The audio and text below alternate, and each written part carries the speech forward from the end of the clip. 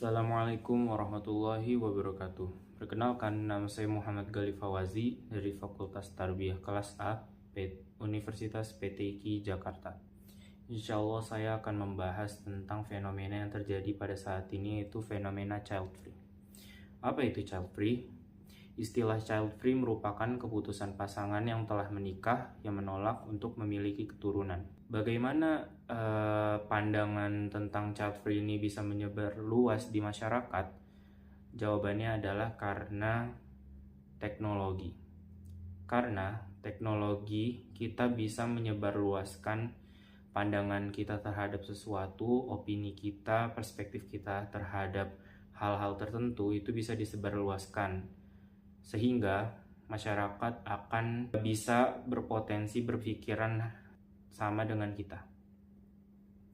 Seperti contohnya, banyak sekali hal-hal yang dilakukan anak muda zaman sekarang itu sangat berkiblat dengan negara barat yang bisa dikenal dengan westernisasi.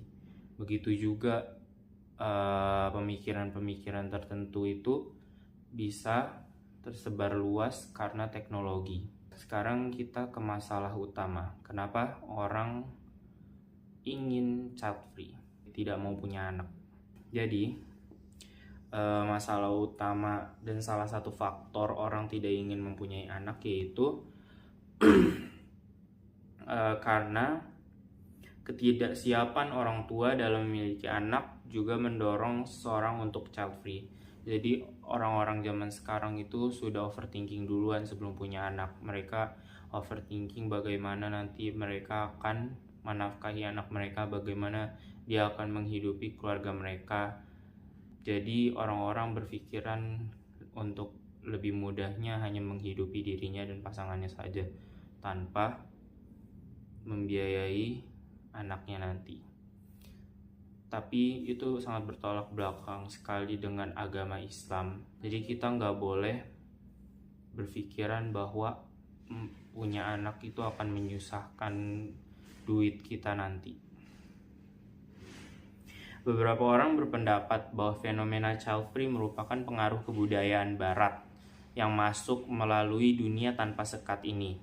Terkadang, berkembangnya budaya luar tidak dapat tersaring dengan baik, sehingga memiliki penafsiran yang kurang tepat dan menyebabkan orang cenderung mengikuti tren yang ada. Jadi, seperti yang saya bilang tadi, orang itu akan mempunyai pemikiran-pemikiran baru seperti mana hal yang mereka konsumsi di internet.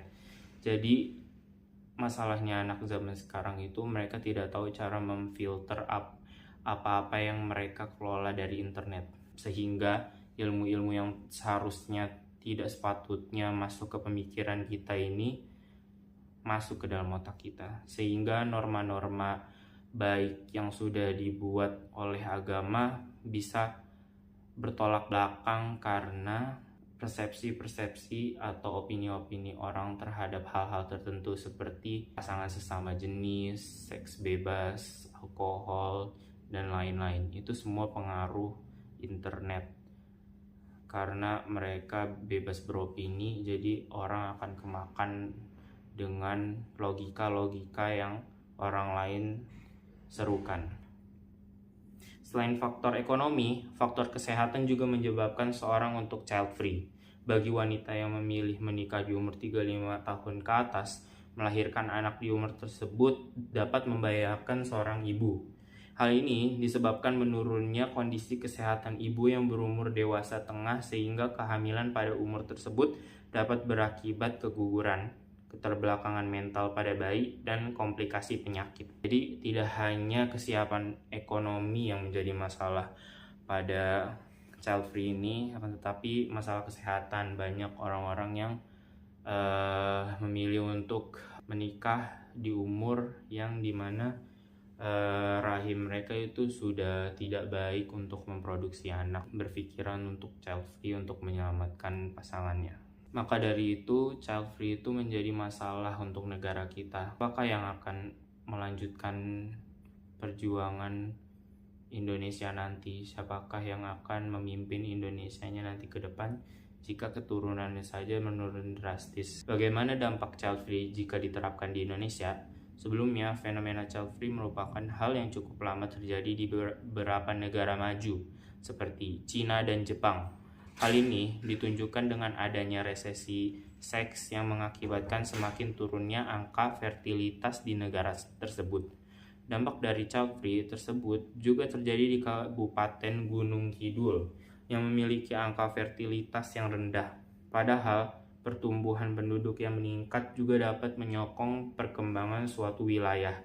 Ketakutan mengenai rendahnya sumber daya manusia yang semakin menurun ini perlu menjadi perhatian apabila mayoritas penduduk Indonesia menjadi child free. Anak memiliki peran penting dalam kehidupan rumah tangga karena dianggap sebagai pemberian dari Tuhan dan memberikan manfaat dan dampak positif bagi orang tua. Pada akhirnya, keputusan untuk child free maupun memiliki anak merupakan keputusan kedua belah pihak sesuai dengan prinsip hidup serta faktor lainnya. Pasangan yang memilih untuk memiliki keturunan atau tidak, keputusan tersebut harus dipikirkan secara matang dan harus dipertanggungjawabkan dengan tepat. Jadi sebelum kita bertindak untuk melakukan child free, maka sebaiknya untuk kita pikirkan dengan matang bagaimana sebab akibat yang akan kita lakukan atau dampak negatif positif yang akan terjadi jika kita melakukan hal tersebut. Kita pasti tahu memiliki anak itu adalah perbuatan positif bagi negara dan bagi agama kita. Sekian, ini saja yang dapat saya sampaikan. Assalamualaikum warahmatullahi wabarakatuh.